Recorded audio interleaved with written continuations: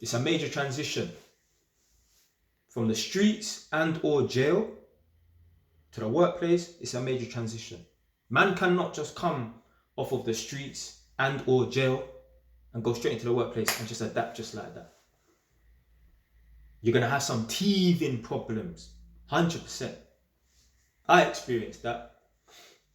My first ever job, home to Haringey, as an electrical apprentice. I was 19.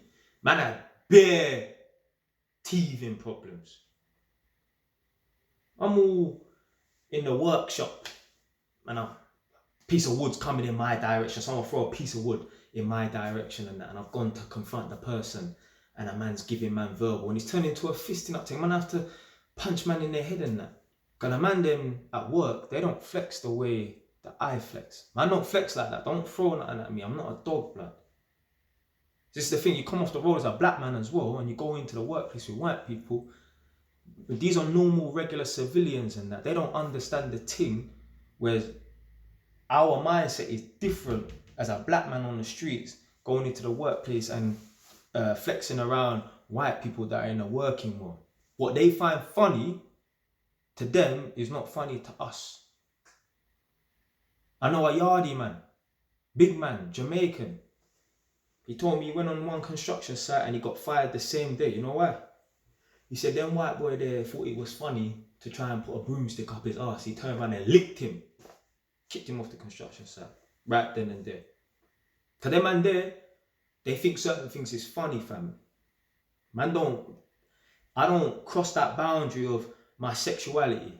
Yeah, don't play with me. Man, I'm Ross Clark, Jamaican. You see the flag there, innit? Yeah, don't play with me, innit? And that's exactly the yardie man's mentality as well, innit? Even stuff like, forget about even getting the job as an electrical apprentice. When I was in the interview, my manager and my bosses, they're interviewing me and telling me they want me to go to Cornell College and that. And I'm thinking, yeah, no, fam. I'm from Edmonton. I'm in the thick of the Postcode wars thing. Just my affiliations alone is going to put me in a predicament going to the Tottenham College, which is in the heart of Tottenham. The bear man there. And I'm thinking to myself, how am I going to get out of this situation? I've got this job now. Soon I'm going to need to start college. I need to go back to the college that I'm familiar with, which is outside of the ends. No man's land. Yeah, there's man them from other ends and that, but I'm not on no one's block. I'm not outnumbered, so to speak. I'm thinking, so how am I going to approach my white manager, who's a civilian, who don't know about the streets, he don't know what it's like to walk in my shoes and be in the thick of the postcode? How am I going to approach the situation and explain to him that I can't go to the Cornell College and that without making myself seem like I'm a gang member or something like that?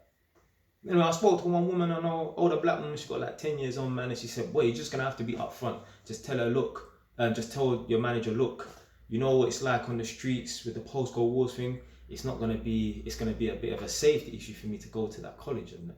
And yeah, it worked.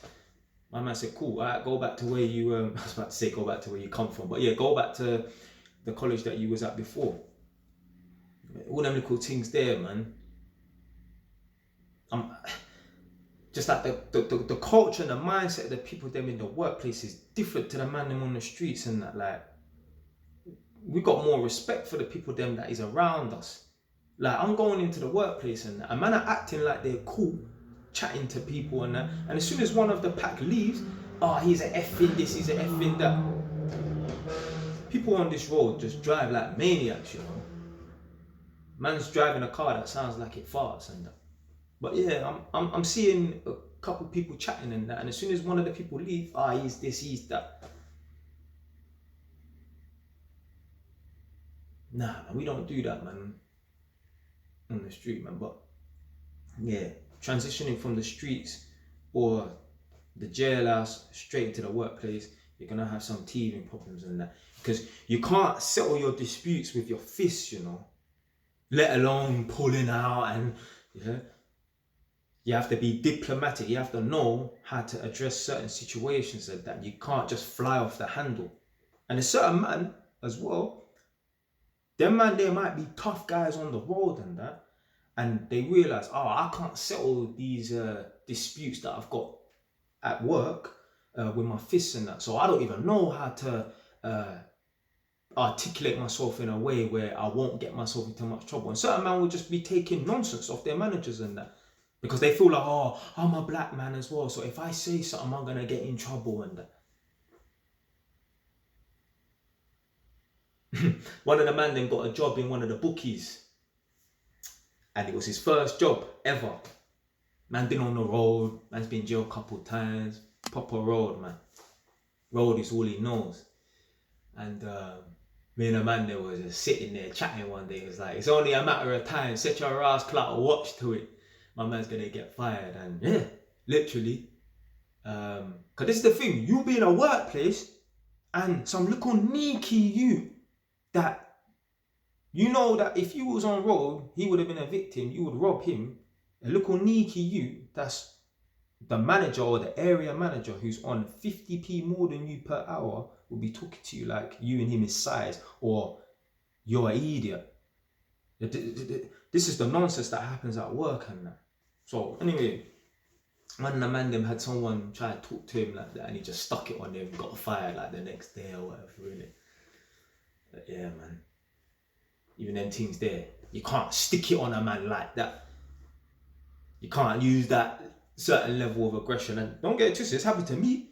Yeah, remember, I'm in the workplace for years now, innit? Yeah, since I was 19, been in the workplace for 10 years now. But let's say like 2 years ago, yeah, just before lockdown, I got fired from a job. I had to tell one of the man to shut his mouth. My man used a bit of aggression with it. And, you know, furthermore, just telling the manager to shut his mouth in front of other managers as well. That's a big disrespect. A man's going to need to really discipline you in that. Got pumped, as they call it. Means to get fired. And on construction sites, they say when someone gets fired, they call it getting pumped. So, yeah, man got fired from it because of it. Yeah, man. Yeah, I learned a lot being in the workplace, boy. You come across people who are culturally different to you. When I say culturally different, I'm not even talking about the colour of their skin, just the way man grow up and that. Yeah, you come across people who their way of doing things is different to yours. And it might even be a colour thing as well. Literally, man never been around so much white people in my life until I went into the workplace and that. Because yeah, you man have to check it. Man's from Edmonton. Edmonton is a black area. All my brethren is black. All my brethren is dark, you know. Apart from maybe one or two of them. All my brethren is black. Man grew up around Africans and that. Man don't have no white friends. In Edmonton, there's no light-skinned people, fam. Everyone is black. Everyone is dark. So to go into the workplace and be mixing with people that's just of a different colour, the different culture, they're from Hertfordshire and Essex and that, there's going to be clashes. There's going to be clashes. I've been in the flipping canteen on a construction site, and there's these white boys from Essex having a loud conversation in the canteen. They're talking over people's heads, yeah? They're shouting. You know what the conversation was about? I'm not playing about, you know. They were saying, who would you rather sleep with, your mum or your sister? There was another black youth that was on the construction site working in the electrical team. Me and he was looking at each other. We didn't say anything, but the fact that we shook our heads, we was having a conversation. Is that fam? Are these men serious, blood? This is the nonsense that you have to be around. And imagine if I'm sitting at the table with them, they're going to try and include me in this conversation. I have to put myself on mute mode and tell them, man, their fam, don't even involve me in this conversation. Like, man will think you're weird, because they're laughing, you know, they're making it into a joke, they're making it into a casual thing, blood.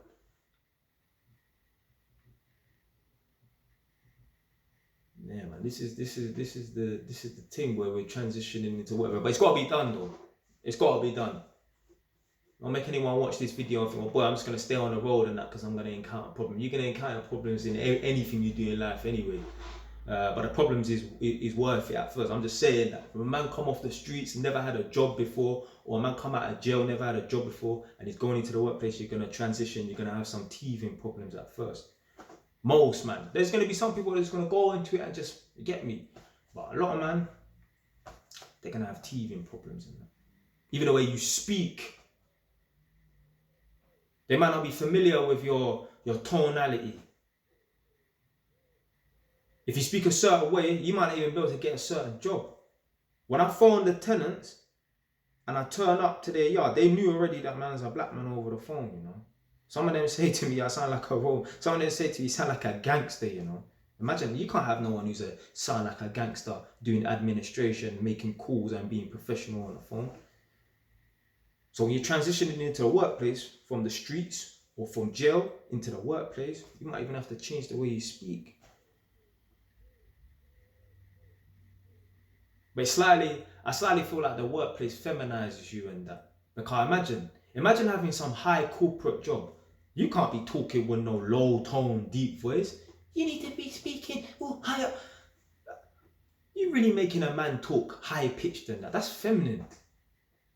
I tell you it's feminine because women like men with deep voices.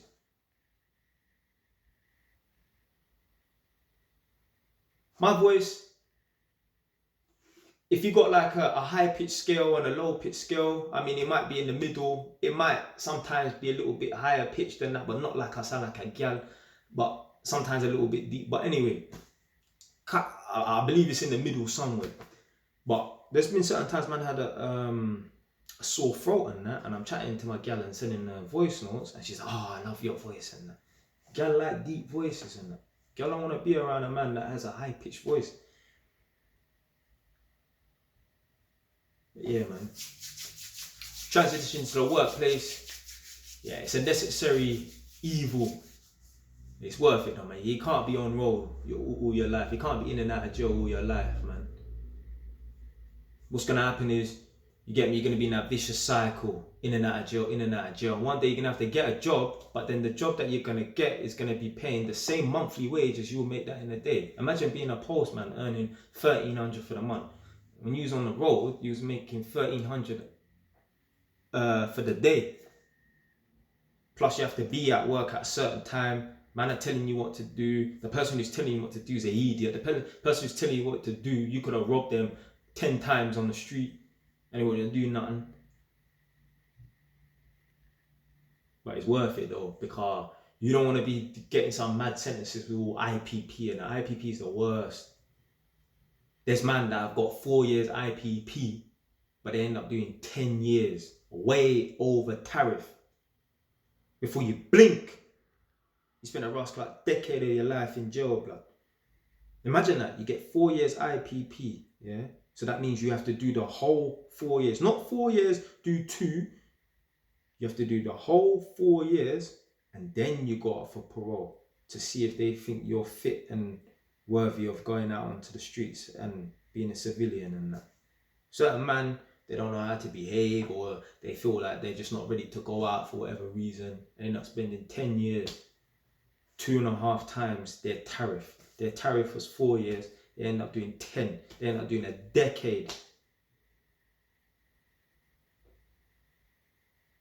Long. Stay away, it's done now.